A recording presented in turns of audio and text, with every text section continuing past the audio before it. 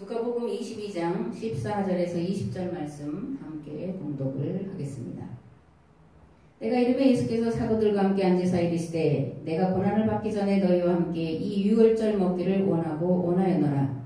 내가 너에게 이르노니 이 유월절이 하나님의 나라에서 이르기까지 다시 먹지 아니하리라 하시고 이에 잔을 가지사 감사기도 하시고 이르시되 이것을 갖다가 너희끼리 나누라. 내가 너에게 이르노니 내가 이제부터 하나님의 나라가 임할 때까지 포도나무에서 난 것을 다시 마시지 아니하리라 하시고 또 떡을 가져 감사기도 하시고 떼어 그들에게 주시며 이르시되 이것은 너희를 위하여 주는 내 몸이라. 너희가 이를 행하여 나를 기념하라 하시고 저녁 먹은 후에 잔도 그와 같이 하여 이르시되 이 잔은 내 피로 세우는 새 언약이니 곧 너희를 위하여 붓는 것이라. 아멘. 여러분들이 믿고 있는 기독교는 어떤 종교일까요? 첫째, 새 계약 공동체입니다. 둘째, 부활의 종교입니다. 셋째, 하나님의 꿈을 꾸는 종교입니다. 넷째, 하나님의 꿈을 실현시키는 종교입니다. 기독교의 출발 자리는 예수님이 십자가에 죽으시기 전 제자들과 가지신 마지막 유월절 잔치 자리였습니다. 누가복음 22장 19절에서 20절 말씀에 보면 예수님께서 제자들과 가진 마지막 유월절 잔치 자리에서 떡을 떼어주시며 이것은 너희를 위하여 주는 내 몸이며 내 몸이다. 너희가 이를 향하여 나를 기념하라 말씀하셨고 저녁 식사를 끝내신 다음에 잔에 포도주를 따라 주시면서 이 잔은 내 피로 세우는 새 언약이니 곧 너희를 위하여 붓는 것이다 라고 말씀하셨습니다. 즉 예수님은 제자들과 가진 마지막 유월절 잔치 자리에서 새 언약 선포식을 행하셨던 것입니다.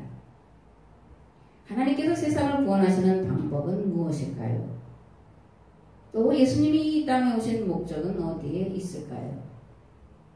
하나님께서 세상을 구원하시는 방법은 계약 공동체를 통한 것입니다. 하나님은 참 하나님을 찾던 아브라함을 부르시고 그를 통해 한 가정을 이루게 하셨습니다. 그리고 후손들을 통해 한 가문을 이루게 하셨습니다. 400년 애굽에서 종살이하던 저들을 구원하셔서 이 세상에서 가장 비천한 자들을 구원할 공동체로 부르셨습니다. 광야길 40년 동안은 시내산에서 하나님과 맺은 계약법을 몸과 마음과 정신에 배도록 훈련받는 기간이었습니다. 그 훈련이 매일 아침마다 각 가정의 필요를 따라 만나를 거두는 것이요 구름기둥과 불기둥을 통해 밤낮으로 계약법을 배우는 것이었습니다. 모세는 모압 평지에서 2년 동안 머무르면서 시내산 율법을 재해석해 들려주었는데 그것이 신명기입니다. 신명기는 결혼하여 부모 곁을 떠나려는 자식에게 들려주는 마지막 가르침이요 유언장이었습니다.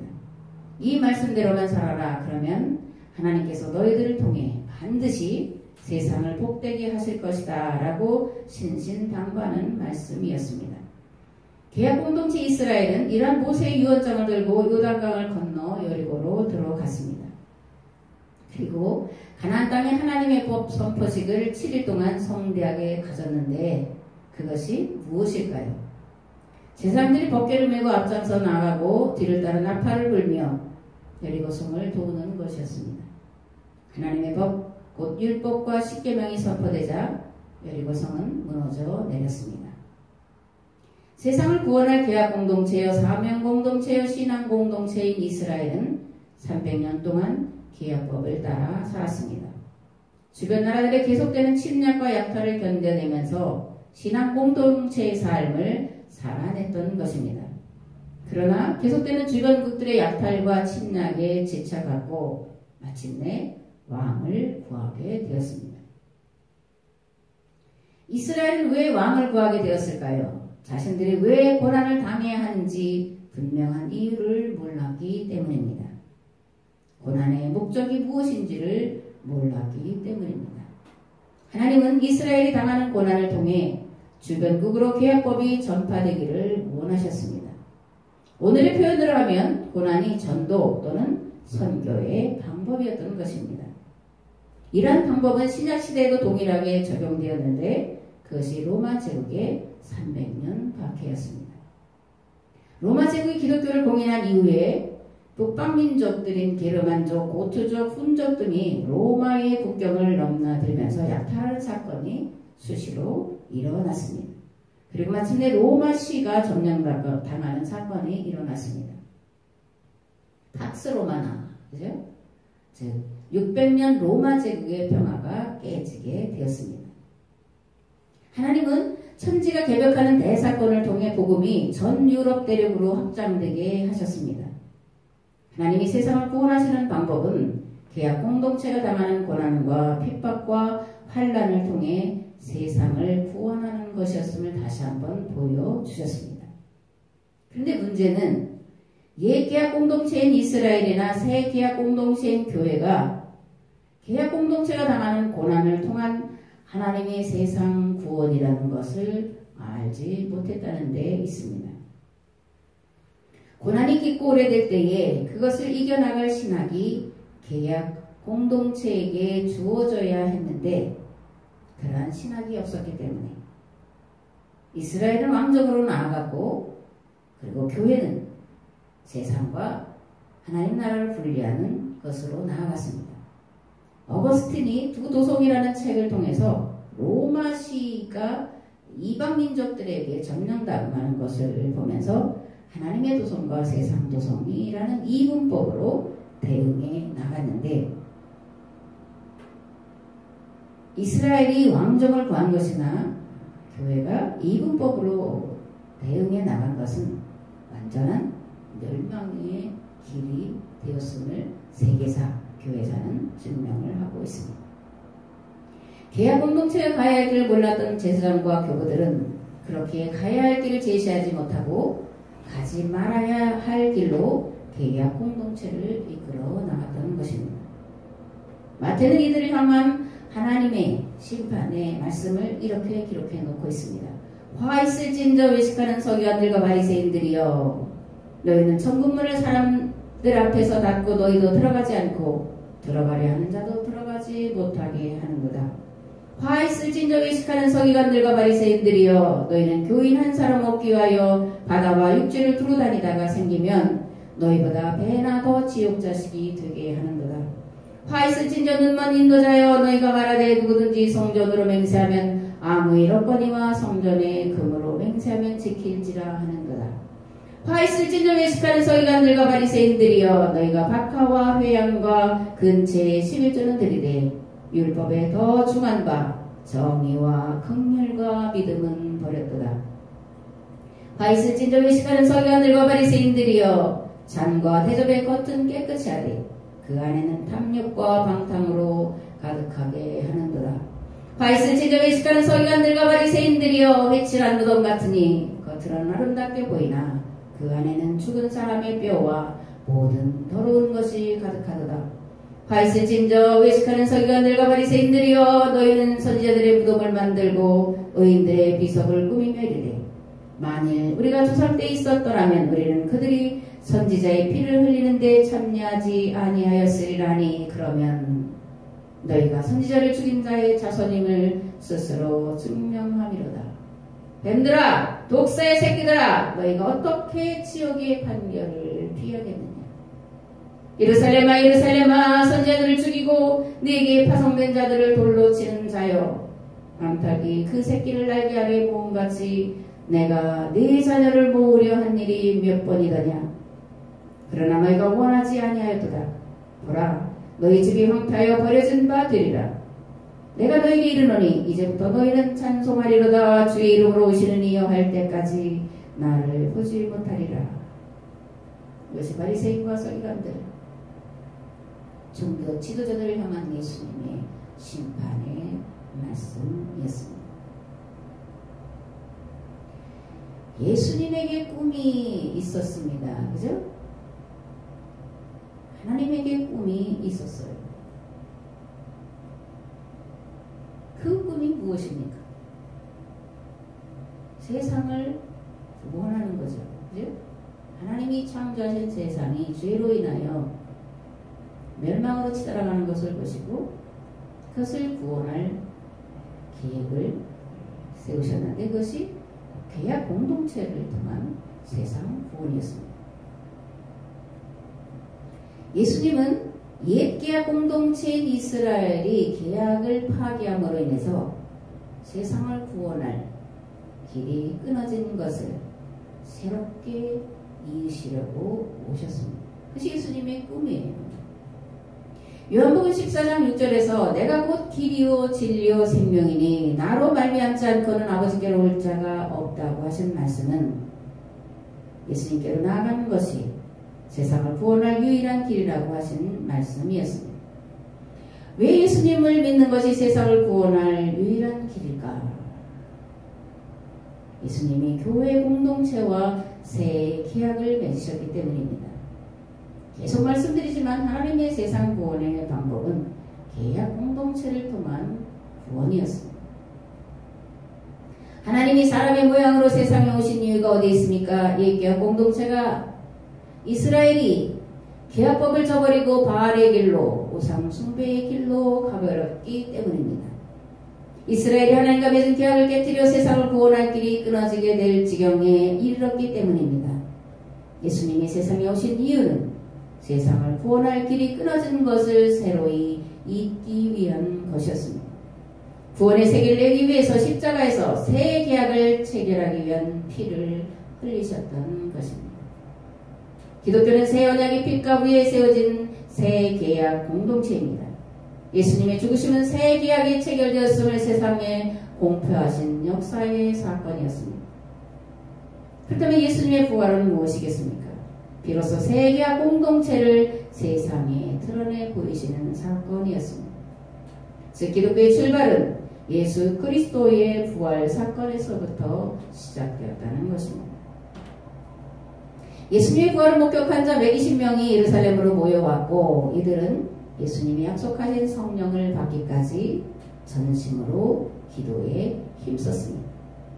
그러자 이들에게 성령께서 강림하셨고 사도들이 비로소 일어나 예수님의 부활을 증거하게 되었습니다. 교회가 새 계약의 터 위에 부활의 목격자들 위해 세워졌음을 온 세상에 선포하게 된 것입니다. 그것이 예수 그리스도의 부활 사건입니다.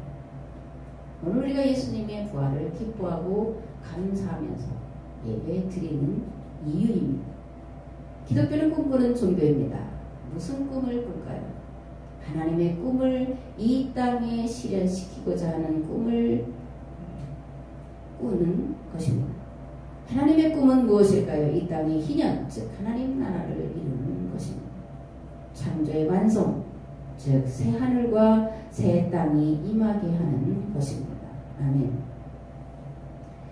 누가복음 4장 16절 19절 말씀을 보겠습니다. 예수께서 그 자라나신 곳 나사렛에 이르사 안식일에 늘 하시던 대로 회당에 들어가서 성경을 읽으려고 서심해 선지자 이사야의 글을 드리거늘 책을 펴서 이렇게 기록된 데를 찾으시니 곧 주의 성령이 내게 임하셨으니 이는 가난한 자에게 복음을 전하게 하시려고 내게 기름을 부으시고 나를 보내사 포로된 자에게 자유를 눈먼 자에게 다시 보게 함을 전파하며 눌린 자를 자유롭게 하고 주의 은혜의 해를 전파하게 하려 하심이라 하였더라. 아멘. 주의 은혜의 해, 희년, 하나님 나라를 선포하러 오셨다. 이렇게 말씀을 하고 있습니다. 이 말씀은 거듭 말하지만 예수님께서 메시아이심을 선포하신 말씀입니다. 하나님의 꿈을 이루러 오신 하나님의 아들이라는 선언입니다. 이 땅에 실현시킬 하나님 나라는 어떤 나라입니까? 하나님의 법이 선포되고 그 법을 따라 사는 나라입니다. 하나님의 법이 무엇입니까? 율법과 복음입니다. 율법과 복음의 핵심 주제가 무엇입니까? 에덴의 회복에 있습니다. 에덴 동산의 모습이 어떠했습니까? 사람이 하나님과 함께 동행하며 이야기를 나누는 모습이라고 창세기에 기록되어 있습니다. 모든 것이 창조의 질서와 창조의 법을 따라 하나님과 인간이 함께 살아가는, 하나님과 인간과 자연이 아름답게 조화를 이루며 살아가는 모습, 그것이 에덴 동산의 모습이었습니다. 성경이 무엇입니까? 하나님께서 이 세상을 창조하신 목적과 그리고 그 창조의 목적을 따라 사람이 살아가도록 말씀을 주셨는데 그 말씀대로 살지 못한 것을 기록해 놓고 있고 그것뿐만이 아니라 세상을 구원할 방법을 구체적으로 제시해 놓고 있는 것이 성경 말씀입니다. 성경에는 많은 사람들이 기록이 되어 있습니다. 성경에 기록된 이들은 어떤 자들일까요? 하나님 나라를 이루기 위한 꿈, 하나님의 꿈을 꾸는 자들의 이름이 성경에 기록되어 있습니다. 아브라함, 요셉, 모세, 삼손, 사무엘, 엘리야, 엘리사, 아모스, 호세아, 이사야, 예레미야 등이 하나님의 꿈을 꾸던 자들이라고 구약은 소개하고 있습니다. 예언자들은 누구일까? 예언자들은 하나님의 꿈을 파괴하는 제사장들을 향해 심판과 저주를 퍼붓던 자들이었습니다. 예언자들은 누구일까?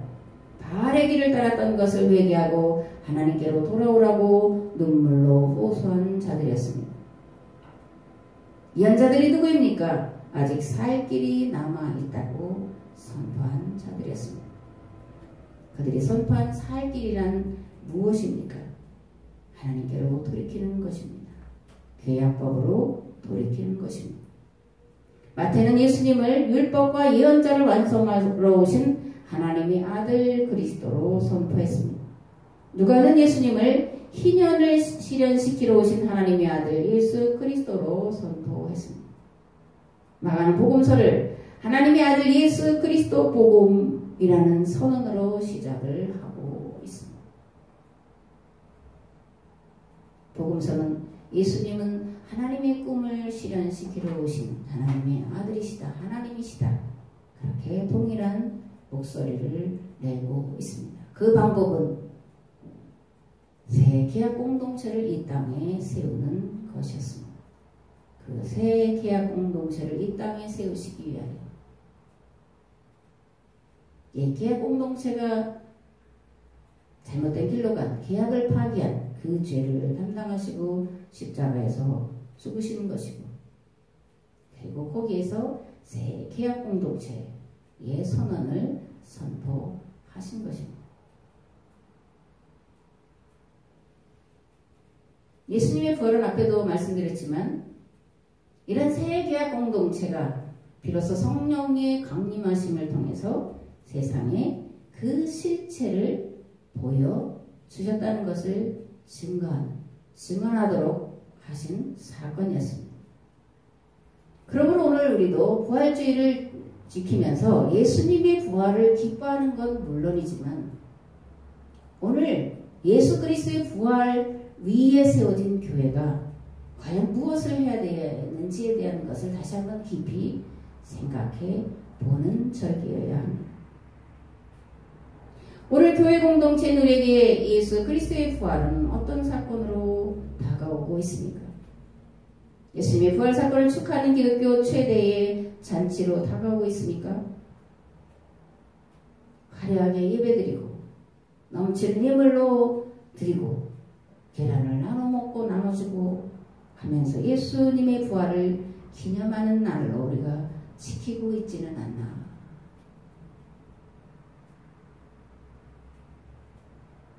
170만 명이 넘는 사람들이 바이러스의 공격에 무너져서 병원에 입원한 상태로 2020년 부활주의를 맞이하고 있습니다. 에볼라 종식을 선언하려고 그랬는데 에볼라가 다시 퍼졌고 중국은 흑사병이 번지고 있다는 소식도 듣습니다. 이 신종 바이러스를 치료할 어떤 치료약도 개발되지 않은 상태에 있는 가운데 부활주의를 지키고 있습니다.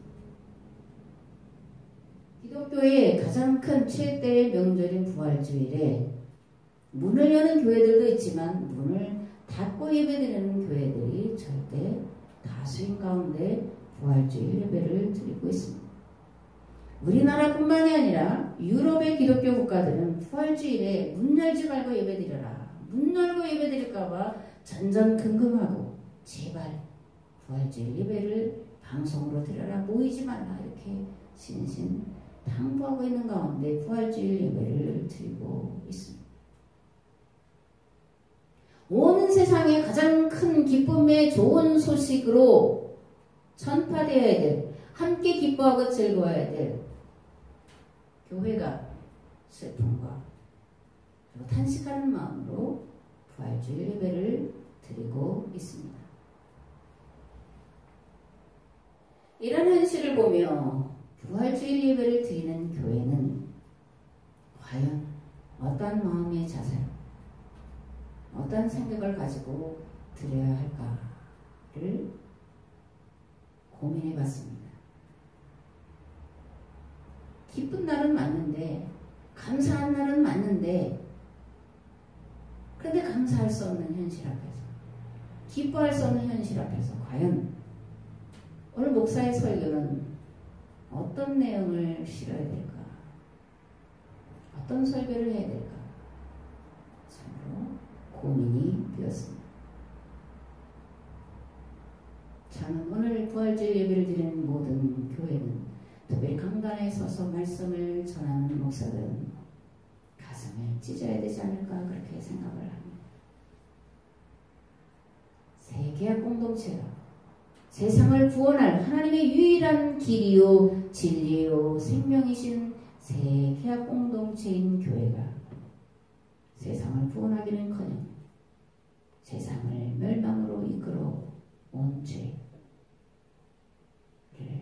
인정하고 가슴을 찢는 피를 토한 회개가 있어야 되지 않을까 그런 생각을 했습니다. 가장 기쁜 날이, 가장 기뻐할 수 없는 날이 된 2020년, 이런 현실 앞에서 옛 계약 공동체 이스라엘의 계약법을 어김으로 하나님께 무서운 심판을 받은 것을 역사의 기록을 통해서 보고 들으면서 단지 역사의 기록으로만 여길 것이 아니라 오늘 2020년 교회를 향한 하나님의 경고의 말씀이다 라고 저는 생각을 합니다. 모든 사람들이 다 이제 멸망은 기정사실이라고 말을 합니다. 인류의 멸종은 기정사실이라고 말을 합니다. 어떻게 세상을 살릴, 사람을 살릴 길이 없다라고 말을 하는 거예요. 그러나 오늘 설교는 슬픔으로, 탄식으로, 가슴을 찢는 회개로 전하지만, 그러나 길이 있다라고 또한 전합니다. 길은 있습니다. 왜냐하면 하나님은 세상을 심판하시려고 창조하신 것이 아니라 하나님은 세상을 구원하시기를 원하시고, 그리고 그것은 결코 포기할 수 없는 하나님의 꿈이기 때문에 그렇습니다. 무엇이 세상을 구원할 방법일까? 하나님께로 돌아가는 것입니다. 교회 공동체가 계약법을 어기고 살아왔음을 철저히 회개하고 하나님께로 돌이키는 것밖에는 살 길이 없습니다.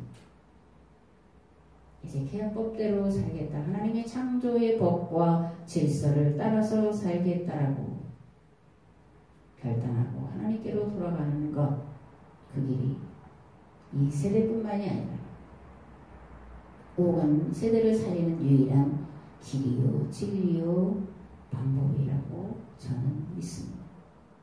다시는 2020년 이 부활주일 아침과 같은 그런 부활주일을 맞이하지 않기를 참으로 원합니다. 문을 열고 온 세계가 함께 기뻐하면서 하나님 나라가 이 땅에 확장되어져 가고 있는 놀라운 사실을 보며 감사하면서 그런 부활주일 예배를 하나님께 드리기를 참으로 소원합니다. 하나님 반드시 그 일을 행할 사람을 찾으시고 교회 공동체를 찾으시고 그러한 민족을 찾으셔서 그 일을 이루실 줄을 믿습니다. 오늘 저희가 이 교회가 이 땅에 있는 모든 교회가 그와 같이 되기를 예수 그리스도의 이름으로 축원합니다. 좋으신 하나님, 수많은 사람들이 죽음의 공포 가운데 눌려 있습니다. 10만이 넘는 사람들이 죽어갔습니다. 이 땅이 눈물과 탄식과 절망과 두려움으로 가득 찼습니다. 땅이 혼돈하고 공허하며 흑암이 깊음 위에 있습니다. 그런 가운데 우리가 오늘 우리 주님의 부활을 기뻐하는 부활주일 예배를 드리고 있습니다. 기뻐할 수 없는, 마냥 감사할 수 없는 아버지들의 슬픔과 탄식과 절망이 더 많은 가운데 부활주일 예배를 드리고 있습니다. 하나님, 우리가 하나님의 법을 따라 살지 못한 죄로 인하여 계약법을 어기고 잘못된 길로 간 결과로 인하여 모든 피조물들이 탄식하고 있음을 인정합니다. 하나님, 그러므로 죄를 인정하며 주께 회개하옵나니 하나님이여, 교회를 불쌍히 여겨 주시옵소서. 교회를 측은히 여기시고 긍휼히 여기사 다시 한번 살 길을, 살 기회를 교회들에게 허락하여 주시옵소서. 그래서 다시는 2020년 같은 이러한 비통한 슬픈 부활주일을 드리지 않도록 감사하게 보러 모든 문을 열고 모든 나라와 백성과 족속들과 함께 감사하는 부활주일 예배를 드릴 수 있도록 하나님 역사하여 주시옵소서. 이제는 길과 진리와 생명 되신 예수 그리스도의 은혜와 아버지 하나님의 무한하시고 극진하신 사랑하심과 성령님의 감화 감동 교통 역사하심, 가슴을 찢으며 하나님께로 돌아가 다시금 교회 공동체가 세상을 살리는 공동체로 설 것을 결단하고 돌아가는 우리의 삶의 자리 위에, 이 교회 위에, 이 나라와 이 민족 위에 이제부터 영원토록 함께 하옵시기를 간절히 축원하옵나이다. 아멘.